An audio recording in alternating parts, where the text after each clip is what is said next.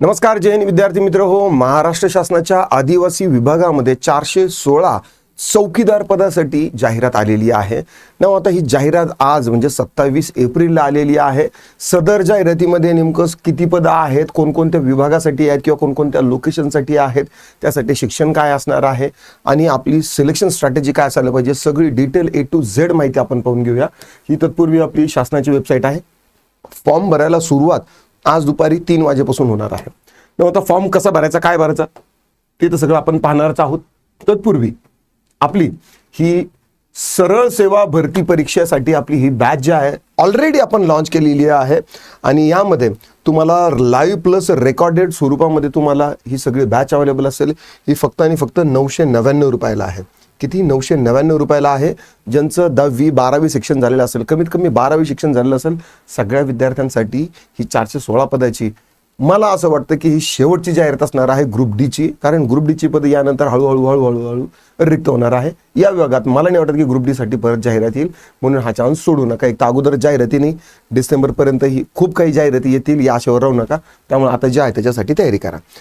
जर application download करायचं असेल, लिंक दिलेली आहे. काही दिक्कत डाऊट करी परेशानी आली याच्यावर जा, 7066 155 355 नंबरवरती रिच आउट करू शकता.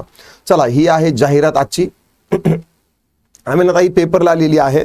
पेपरवरून मी जाहिराती घेत नाही, पण जोपर्यंत आपल्याकडे याचा अधिकृत नमुना येत नाही, जाहिरात येत नाही टोटल, तोपर्यंत त्याच्यावर नाही. आणि पेपरला जाहिरात दिली म्हणजे ही महाराष्ट्र शासनाचा लोगो आहे.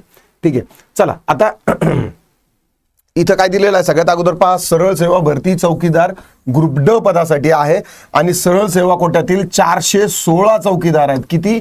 416 चौकीदारासाठी जागा आहेत आणि परीक्षा CBT म्हणजे कम्प्युटर बेस्ड होणार आहे.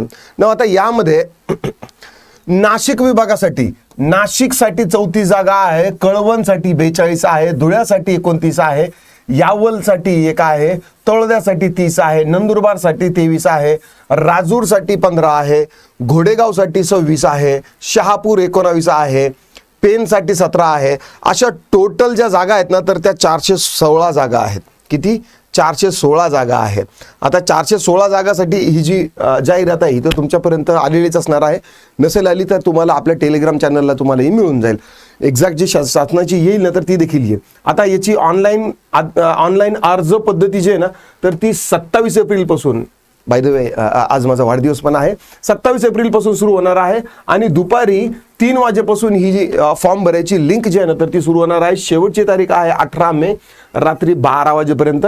आता या वेबसाईटवरती ही दिलेली आहे. वेबसाईटची लिंक मी तुम्हाला खाली डिस्क्रिप्शनमध्ये परत देईल, पण सध्या काही लिंक सुरू झालेली नाहीये. अशा पद्धतीची ही जाहिरात आहे. आता या जाहिरातीसाठी फॉर्म कुठं भरायचा आणि कसा भरायचा पुढच्या व्हिडिओमध्ये. ठीक आहे, सध्या फक्त एवढं आहे की बाबा आदिवासी विभागामध्ये 416 पदाची चांगली जम्बो भरती आहे. एवढे पदं सध्या तरी मला नाही वाटत की कुठल्या याच्यात शिपाई पदासाठी किंवा चौकीदार पदासाठी एवढे येणार आहे. मग आता फॉर्म कुठं भरायचा आणि कसा भरायचा याचा व्हिडिओ मी लगेच तुम्हाला म्हणजे सिरीज घेणार आहे. कागदपत्र काय लागतात ते देखील असणार आहे. अभ्यासक्रम काय असणार आहे याचाही डिटेल अनालिसिस असणार आहे.